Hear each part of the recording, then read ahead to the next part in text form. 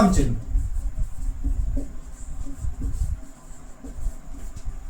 क्योंकि हिंदी में हमने एक शब्द का दूसरे शब्द से क्या संबंध है वो तो देख लिया, एक शब्द का दूसरे शब्द से क्या संबंध है वो तो हमने देख लिया। या क्रिया का वाक्य से जो क्रिया है,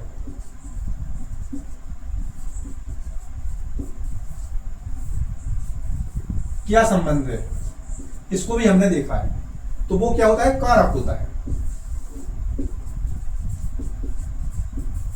अब हमको क्या देखना है यहाँ पे, विराम चिन्ह। तो पहले तो ये है कि विराम का अर्थ क्या होता है। विराम चिन्ह में विराम का अर्थ क्या होता है, तो विराम का अर्थ होता है रुकना। किसी भी जगह पर रुक गए हम, अर्थात विराम हो गए।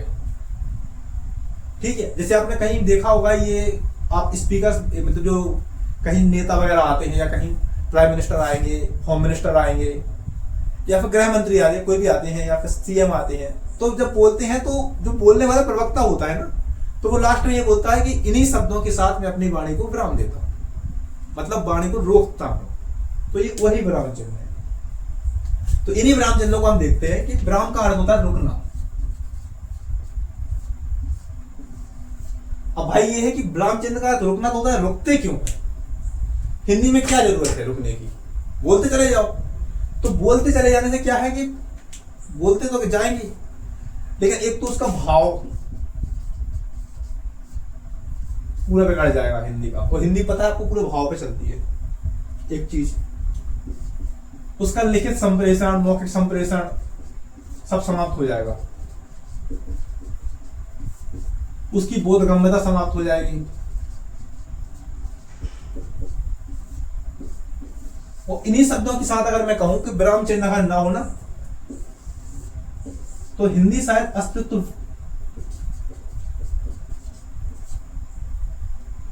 हीन हो जाए।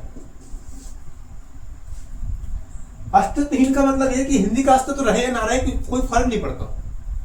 इसलिए विराम चिन्हों का बहुत ज्यादा उपयोग है हिंदी में। अब हम अलग अलग विराम चिन्हों का उपयोग देखते हैं, कौन कौन से विराम चिन्ह होते हैं, कौन कौन से विराम चिन्ह हमको पढ़ना है, कहां कहां पे कौन से विराम चिन्ह यूज होते हैं। तो विराम चिन्हों का यूज ऐसा नहीं है कि हम केवल पद्य शैली में या गद्य शैली में ही करते हैं। एक शैली और होती है चंपू शैली। इसको हम आपने पढ़ा होगा चंपू काव्य,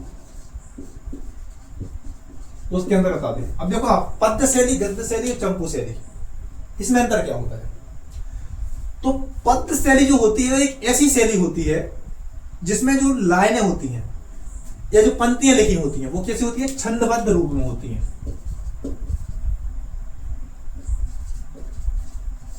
छंदबद्ध रूप में, अर्थात छंदों के रूप में बनी हुई होती है। ठीक है, तो ये होती है पद्य शैली। और गद्य शैली में क्या होता है, गद्य में क्या होता है ना कि वो गद्य में पूरा एक पैराग्राफ फॉर्म होता है। पैराग्राफ, GRAPH, पैराग्राफ फॉर्म होता है। और चंपू शैली में क्या होता है कि ये गद्य तो पद्य दोनों में होती है।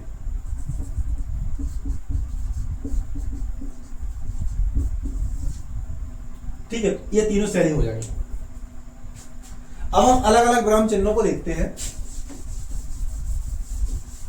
और उन्हीं विराम चिन्हों का हम यूज देखते हैं कि हिंदी में कहां पे कैसा होता है। सबसे पहले देखते हैं हम, पहले तो आप कुछ विराम चिन्हों को देख लीजिए, प्रमुख विराम चिन्ह।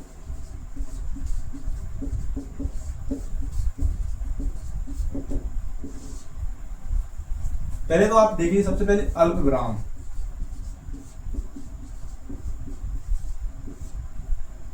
अर्ध विराम,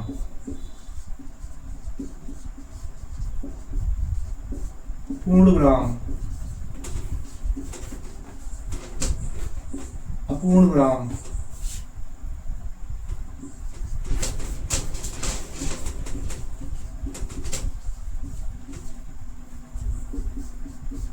प्रश्नवाचक, योजक चिन्ह, प्रश्नवाचक चिन्ह,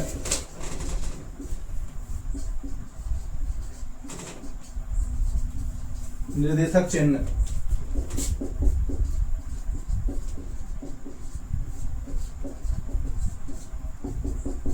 विवरणात्मक चिन्ह या विवरण चिन्ह, लाघव चिन्ह, हंसपद,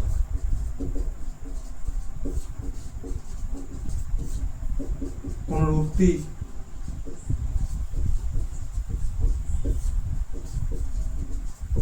उद्धरण चिन्ह,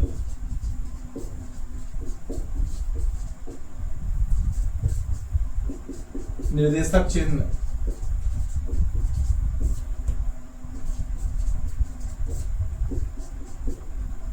वह दिखता हूं इस साइड।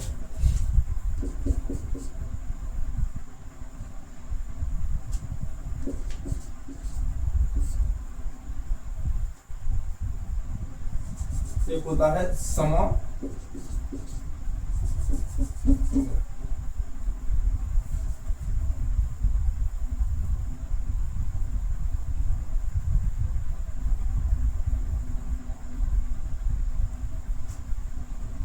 कोष्टक,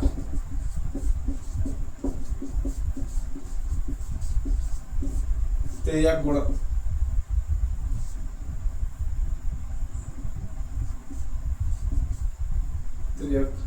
त्रियक होता है, त्रियक हो गया।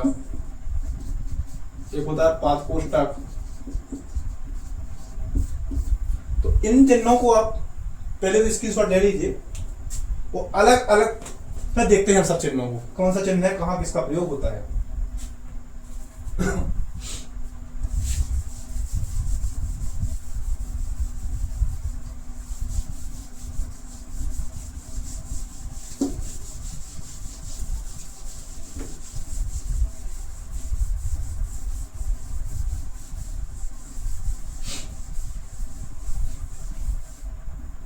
सबसे पहले देखिए आप अल्प विराम।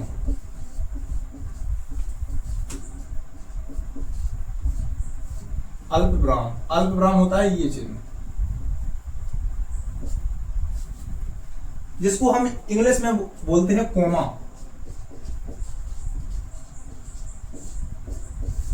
अल्प विराम को इंग्लिश में क्या बोलते हैं? कोमा। तो अल्प विराम, अल्प का मतलब होता है क्या? थोड़ी देर या थोड़ा। अर्थात हिंदी में ऐसा विराम चिन्ह जिसका प्रयोग थोड़ी देर के ठहरने के लिए किया जाता है। ठीक है, थोड़ी देर ठहरने के लिए जब किया जाता है वो होता है अल्प विराम। उदाहरण देखिए आप,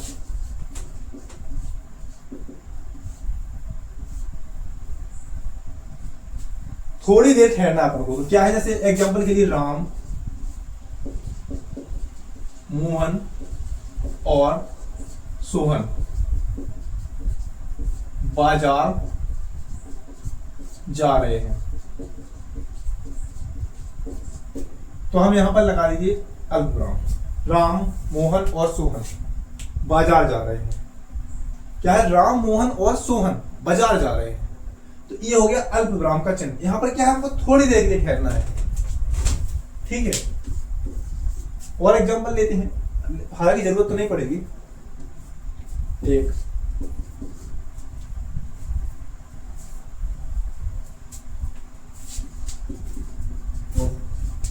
मोहन, सोहन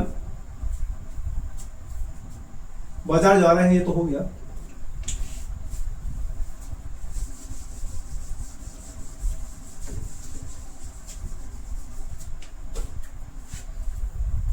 अरे इसको ये दूसरे रूप में लिख दीजिए आप, कोई दिक्कत नहीं है।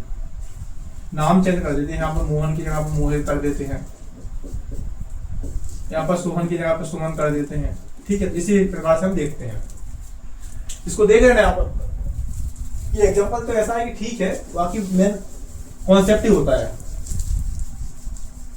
कॉन्सेप्ट समझिए आप। अल्प विराम हो गया। अल्प विराम के बाद हम देखते हैं अर्ध विराम, जो साल वहां पर छूट गया था। अर्ध विराम का चिन्ह होता है ये। तो अर्ध विराम, अर्ध विराम मतलब विराम क्या होता है? विराम का अर्थ होगा रुकना, और अर्ध मतलब होता है आधा। अब आधा रुकना का मतलब क्या है? एक होता है अल्प विराम और एक होता है पूर्ण विराम। तो अल्प विराम से ज्यादा और पूर्ण विराम से कम।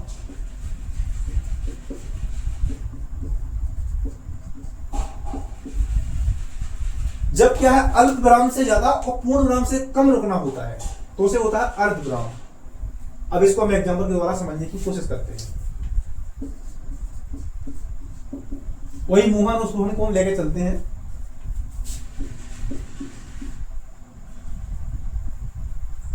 जैसे मोहन बाजार गया, अब यहां पर लगाते हैं अर्धविराम। सोहन उसके साथ था। कि मोहन बाजार गया, सोहन उसके साथ था। तो मोहन बाजार तो चला गया लेकिन सोहन उसके साथ था। अब देखिए आप, मोहन सोहन और एक जो है मोहित जो भी था वो क्या बाजार गए थे, वो तो अर्धविराम हो क्योंकि उसमें थोड़ी देर के लिए रुकना था। लेकिन इसमें क्या है, पूर्ण विराम से कम और अर्धविराम से या अल्प विराम से ज्यादा हमको रुकना है। अर्थात अर्धविराम में क्या होता है, आधा। अर्ध का मतलब होता है आधा। तो पूर्ण विराम से कम, अल्प विराम से ज्यादा यहां पर रुकना है। तो जैसे मोहन बाजार गया, सोहन उसके साथ था। ठीक है, तो ये हो गया अल्प विराम।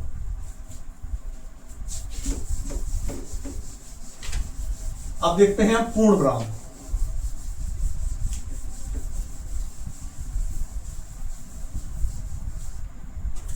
अब देखिए आप, पूर्ण विराम और अपूर्ण विराम, इन दोनों को देखिए आप, क्या अंतर है दोनों में। तो पूर्ण का मतलब होता है पूरा। तो सबसे पहले तो यह है कि भाई वाक्य के अंत में रुकना है आपको। बस शब्द ये है कि वाक्य कैसा है उसके ऊपर डिपेंडेंट होता है ये। ठीक है, जैसे कोई छंदबद्ध रचना है, तो छंदबद्ध रचना का जो पहला चरण होता है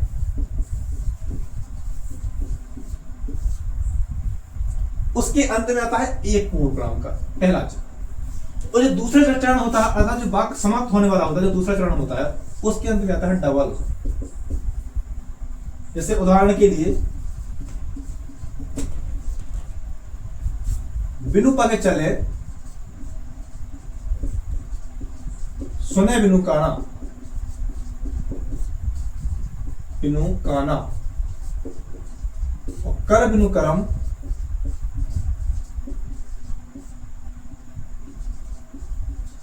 करे विधि नाना।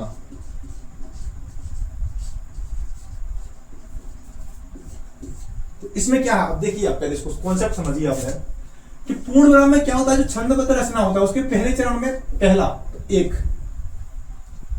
और दूसरे चरण में दो, ये हो गया कंप्लीट। इसको पूर्ण विराम कहते हैं। अब दूसरा है अपूर्ण विराम।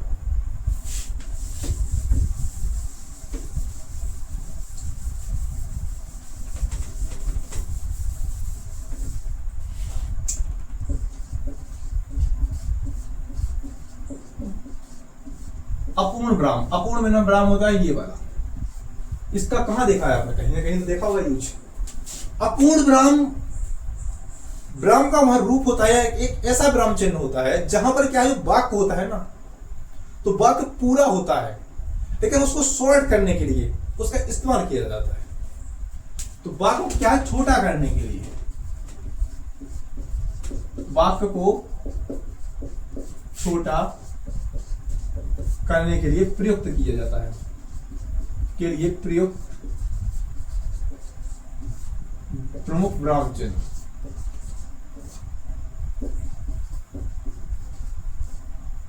या विराम चिन्ह, प्रमुख हटा दीजिए, प्रमुख का अर्थ यहाँ पे हटाना पड़ेगा क्योंकि प्रमुख में होता है कि ये सबसे मुख्य, इसके अलावा भी और है, इसके अलावा और नहीं है, यही है। तो अपूर्ण विराम, अपूर्ण विराम जैसे आपने देखा होगा कि परीक्षा देखी होगी आपने, परीक्षा में लिखा रहता है समय और यहां पर लिखा रहता है 3 घंटे।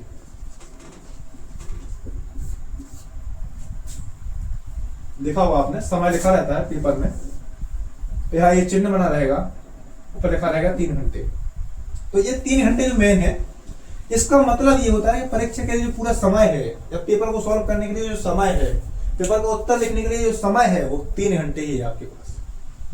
तो अपूर्ण विराम हो गया।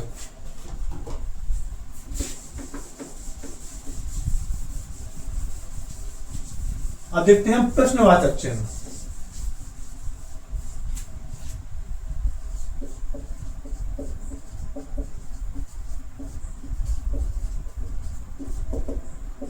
प्रश्नवाचक चिन्ह, प्रश्नवाचक चिन्ह क्या है कि ये चिन्ह होता है ये, तो ये प्रश्नवाचक चिन्ह हिंदी साहित्य या हिंदी के अंतर्गत आने वाला एक ऐसा चिन्ह होता है जो क्या प्रश्न का बोध कराता है। क्या कराता है? प्रश्न का बोध कराता है। कुछ प्रश्नवाचक शब्द होते हैं, ये उसके अंतर्गत प्रयुक्त भी होते हैं, जैसे क्या, क्यों, किसने, कहां, etc का दोबारा। लेकिन ऐसा तो है नहीं है भाई कि जब प्रश्न का बोध कराते हो, अर्थात यहां पर एक वर्ड लिख लीजिए भाव, ये मेन वर्ड है। अगर ये है क्या, क्यों, किसने, कहां, अगर ये शब्द ना आए तो ऐसा तो है नहीं कि वाक्य प्रश्नवाचक नहीं होगा, तब भी होगा। जैसे एग्जांपल देखते हैं,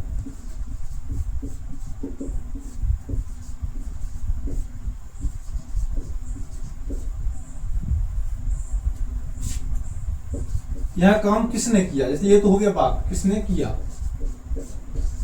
ये प्रश्नवाचक चिन्ह है, क्योंकि यहां पे ये चिन्ह आता है।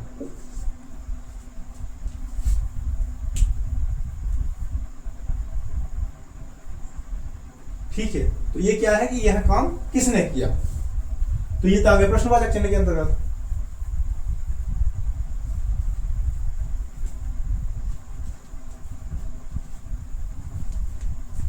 तो इसमें क्या है, भाव का भी अर्थ होता है, हमको क्या भाव भी देखना है।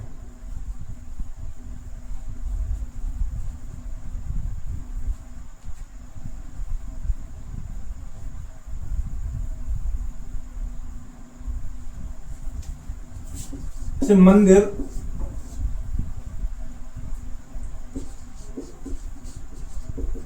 कोचिंग के उत्तर दिशा में है।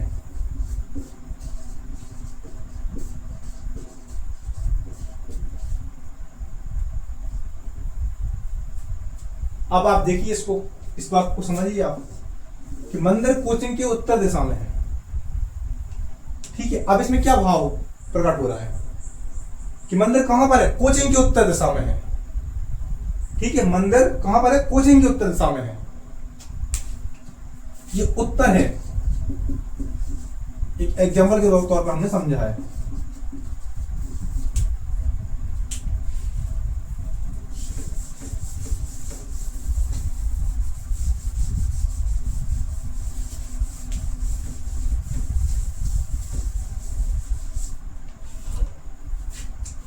एक है विस्मयादि बोधक, विस्मयादि बोधक,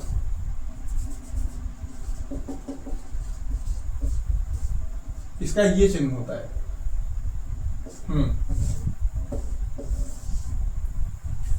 तो विस्मयादि बोधक चिन्ह वो होते हैं जो क्या है, या तो आश्चर्य को प्रकट करे किसी चीज को, आश्चर्य, करुणा, शोक आदि को क्या प्रकट करते हैं।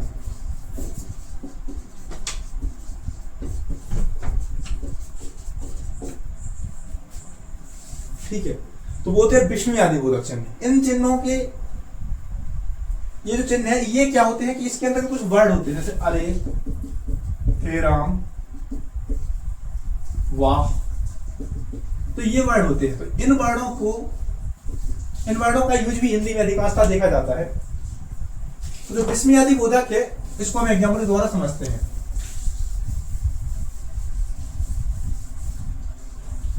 ठीक है, जैसे हे प्रभु,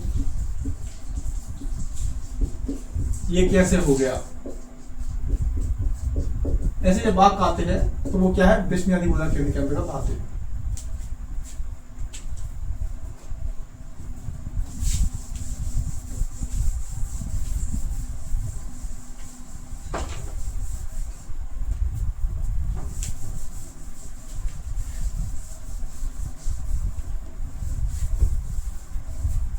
तक हाँ, तो हो गया अपना विस्मय आदि बोधक।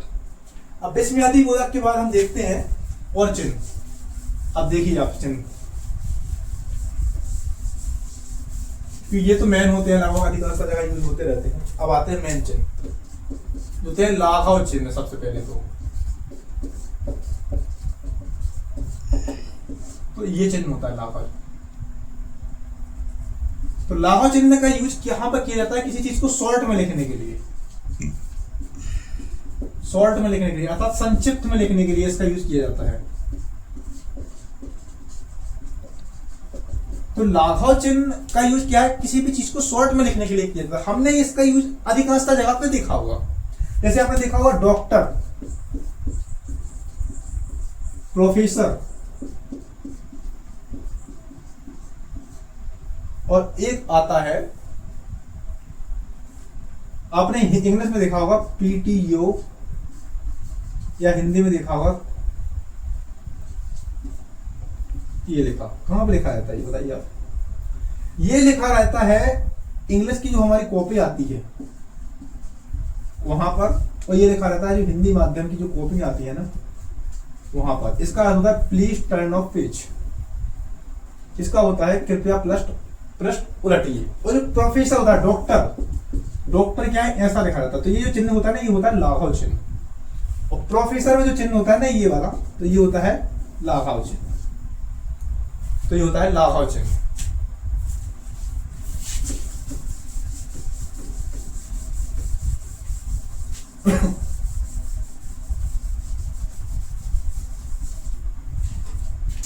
लाघव चिन्ह हो गया। अब देखिए आप योजक चिन्ह।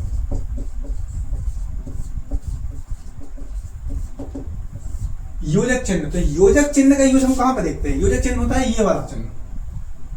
तो योजक चिन्ह का यूज वहां होता है जहां पर या तो शब्दों का दोहराव हो, शब्दों का या तो दोहराव हो, ठीक है। जैसे बोलते हैं बार बार दिन वो आए, तुम जियो हजारों साल, उस साल के दिन हो, क्या बोलते हैं दिन के साल हो हजार जो भी हो। यहाँ आप बार बार देखिए, वो तो जिसके जो सालों में तो होते ही रहेंगे, ठीक है। तो जैसे बार बार इन शब्दों का यूज यहाँ पर होते हैं योजक।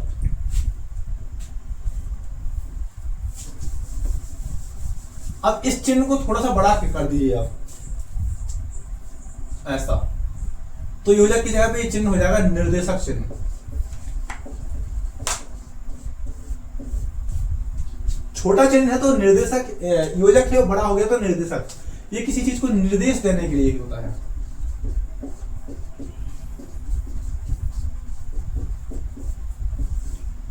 हाँ, मेरे को निर्देश से याद आया, आपको एक बात और बताने में आवश्यक समझता हूं। आप लोगों ने बहुत बार पढ़ा होगा, देखा होगा, सुना होगा, आदेश और निर्देश।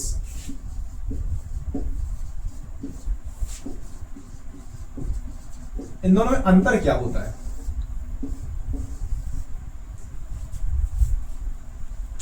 ये बड़ा कठिन सा प्रश्न है कि आदेश और निर्देश में अंतर क्या होता है। तो आदेश जो होता है ना वो किसी सीनियर व्यक्तियों द्वारा या अपने किसी सीनियर द्वारा जूनियर को दिया जाता है।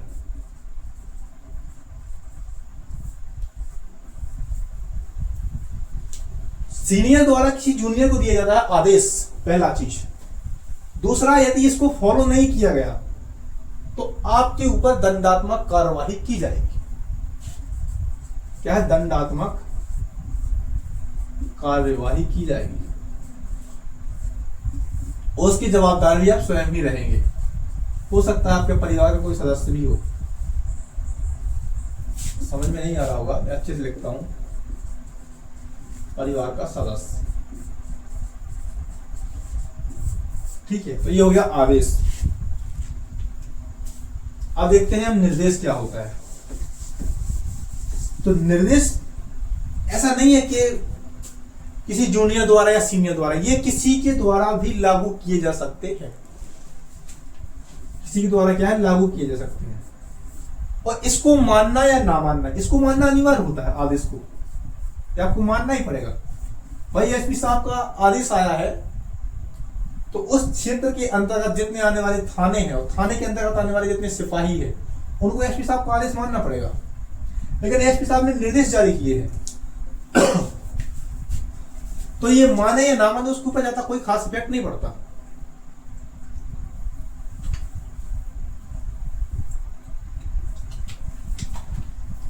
निर्देश में, अब निर्देश जैसे आपने कहीं देखा होगा कि आप कहीं भी जाते हो ऑफिस में, वहां पर लिखा रहता है यहाँ पर कूड़ा करकट फैलाना मना है, ऊपर लिखा रहता है निर्देश, वहां आदेश नहीं लिख सकते भी। ऐसा तो है नहीं भाई कि अगर आप कचरा फैलाओगे तो आपके ऊपर दंडात्मक कार्रवाई की जाएगी। हाँ ये बात ठीक है भाई, कोई थोड़ी बहुत सुना देंगे तो वो सुनना भी नहीं है अपन को, इसलिए फैलाना भी नहीं है, तो वो होते हैं निर्देश। निर्देश में दंडात्मक कार्रवाई नहीं होती।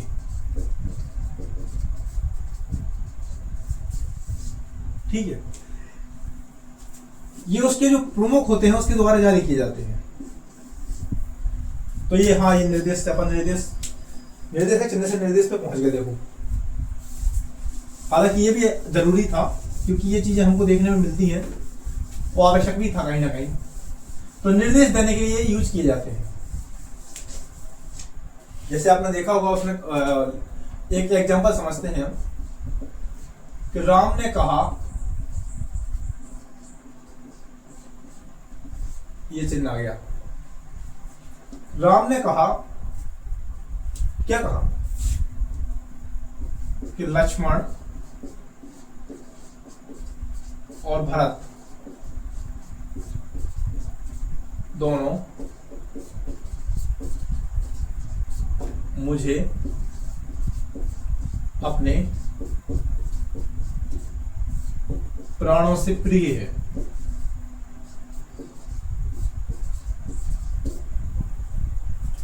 ठीक है, तो ये चिन्ह जो आ गया ना वो क्या है, अपना निर्देशक चिन्ह है।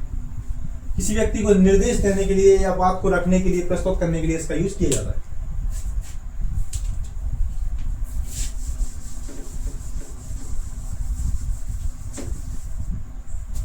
अब इसको इस प्रकार से देखा जाता है, ये होता है विवरणात्मक चिन्ह।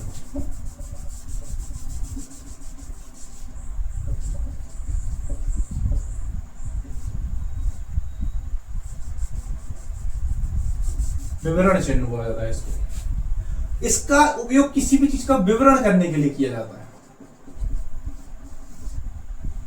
जैसे आपने देखा होगा कि कोई आप एक ही पद रचना है,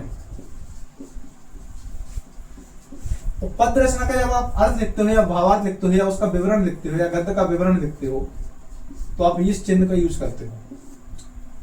तो ये क्या है, विवरणात्मक चिन्ह है, इसलिए इसका यहां पर यूज किया जाता है। तो निर्देशक हो गया, योजक हो गया, विवरणात्मक हो गया, लाघव हो गया। अब देखिए आप पुनरुक्ति चिन्ह, पुनरुक्ति वादक चिन्ह, ये होता है ऐसा।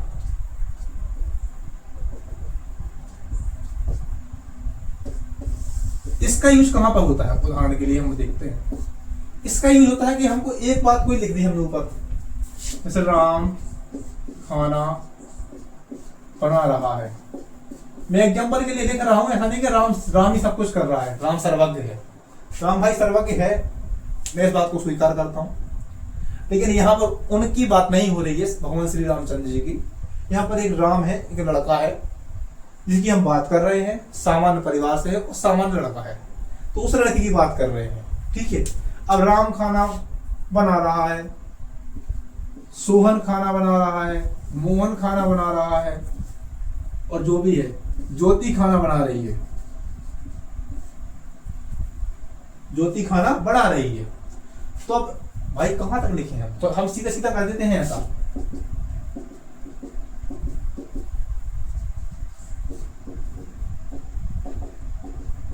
तो ये जो चिन्ह है ना, ये योजक पुनरुक्तिवाद चिन्ह है।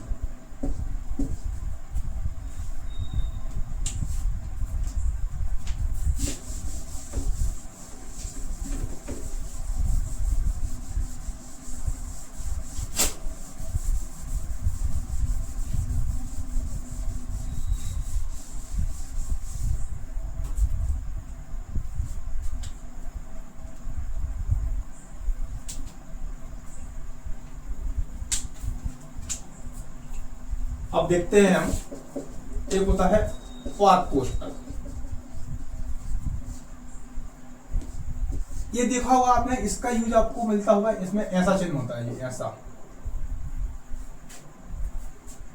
1 2 3 4 5। तो इसका अर्थ होता है ये पाद कोष्टक, ये मिलता है हमको न्यूज़पेपर वगैरह में, ठीक है। इसका तात्पर्य क्या होता है, ये इसका यूज कहां होता है?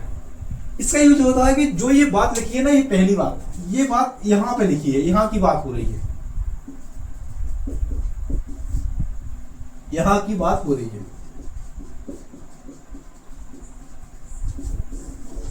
ठीक है। उदाहरण के लिए जैसे कोई एक बात चल रही है, अभी ऑपरेशन सिंदूर चल रहा था कुछ टाइम पहले, ऑपरेशन सिंदूर, ठीक है। तो ऑपरेशन सिंदूर वहां पर लिखा होगा न्यूज़पेपर में, और नीचे लिखा होगा ऐसा चिन्ह और लिखा होगा 1, अर्थात ऑपरेशन सिंदूर के यहां पर ये लिखा होगा, कोई कोई वर्ड होता है वहां पर ऊपर आपको ऐसा दिख जाएगा, तो ये होता है पाद चिन्ह। यहाँ पर इसको जब कोष्टक के अंदर डाल देते हैं तो इसको बोलते हैं पाद कोष्टक।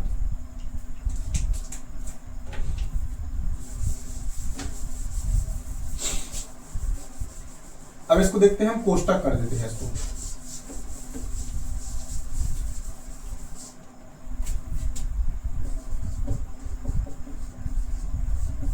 कोष्टक, तो कोष्टक का यूज कहां पे किया जाता है? कोष्टक का यूज तब किया जाता है जब या तो वह चीज बोली जाए, वह बात बोली जाए, या उससे संबंधित बात बोली जाए, उससे संबंधित लगभग वही बात जब बोली जाती है तब वहां पर कोष्टक का यूज किया जाता है, ठीक। समतामूलक, जैसे ये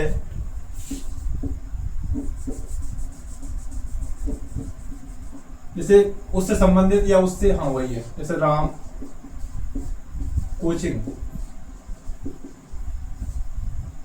और कोष्टक में तो ट्यूशन जा रहा है, ठीक है। या उसी से भाषा से संबंधित हो, कुछ भी लिख दो,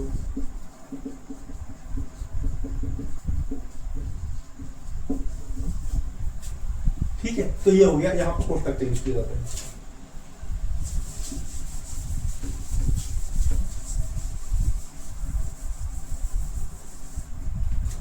अब देखते हैं हम उद्धरण चिन्ह। तो उद्धरण चिन्ह क्या होता है? उद्धरण चिन्ह वो चिन्ह होते हैं, इसके अंतर्गत दो आते हैं, एक तो ये आते हैं, एक आते हैं ये। तो इन दोनों का यूज कहां पर हो जाता है? तो ये जो डबल इन्वर्टेड कॉमा, इसको बोला जाता है डबल इन्वर्टेड कॉमास, इसको बोलते हैं सिंगल इन्वर्टेड कॉमास।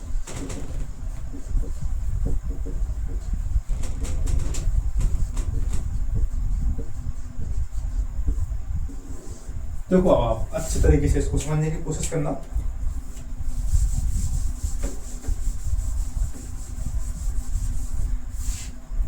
इसको देखिए आप, double inverted comma,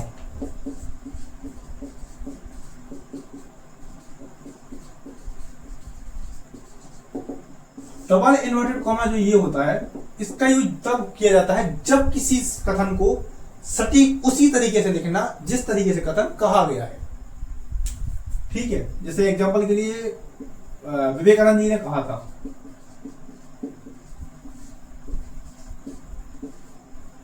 Swami Vivekananda ji ने कहा था,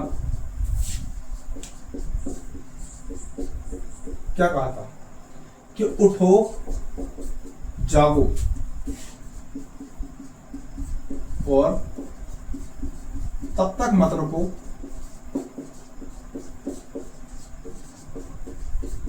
जब तक लक्ष्य प्राप्ति ना हो जाए।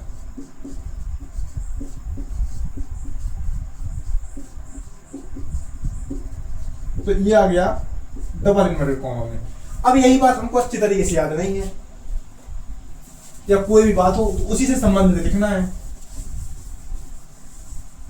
तो उसको हम क्या सिंगल इन्वर्टेड कॉमा में डालेंगे। जैसे उन्होंने बोला कि स्वामी जी ने कहा था, स्वामी विवेकानंद जी ने कहा था, क्या कहा था, उठो जागो और मत रुको, बल्कि अपना लक्ष्य प्राप्त करो।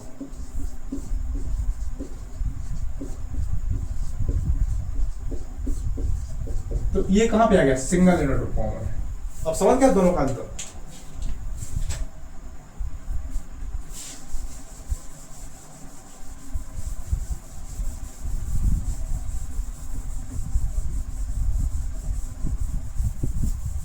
तो काफी सारे ब्राउन चिन्ह हो गए अपने।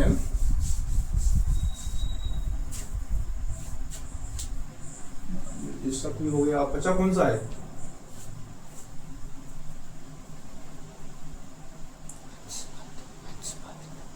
हाँ एक चिन्ह बचा है हंसपद।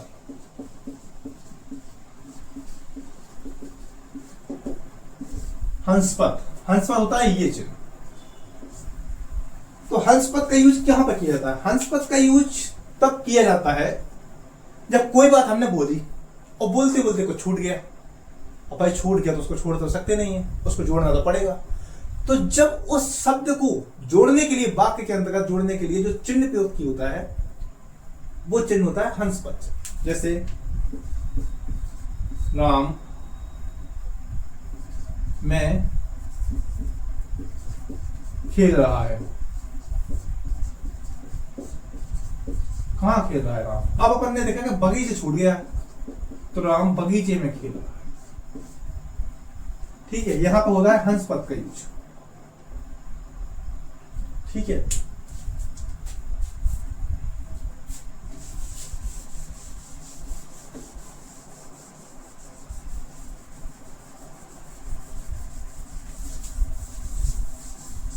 तो एक हम लास्ट चिन्ह और देखते हैं, वो होता है, उसका नाम भी है समाप्ति सूचक चिन्ह।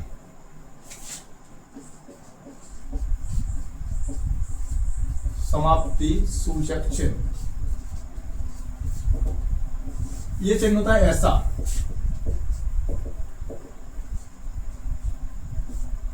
अर्थात जब किसी चीज को हमको समाप्त करना होता है तो उसको हम इस प्रकार के चिन्ह के साथ समाप्त करते हैं।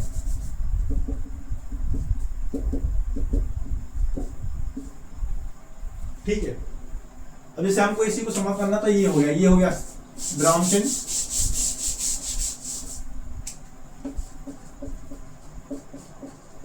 ये उसका पूरा विवरण हो गया, और ये हो गया समाप्ति सूचक चिन्ह। ठीक है, तो इन्हीं शब्दों के साथ में, इन्हीं विराम चिन्हों के साथ में आज हम अपनी क्लास को स्थगित करते हैं और कोशिश करते हैं कि जो अगली क्लास होगी उसको और अच्छी तरीके से आपके समक्ष प्रस्तुत किया जाए। बहुत बहुत धन्यवाद आपको। हाँ, अपनी क्लास इसी के साथ हमने समाप्त कर दी है। और हाँ, इसके लिए मैं आपको एक जरूरी जानकारी देना भूल गया था कि अगर आपको जुड़ना है, मतलब कोई सामान्य जानकारी चाहिए, हमारे वैसे संबंधित कोई भी जानकारी है, या कोई भी क्लासेस छूट गई हो आपकी, तो टेलीग्राम पे भी उपलब्ध है। ठीक है, तो टेलीग्राम पे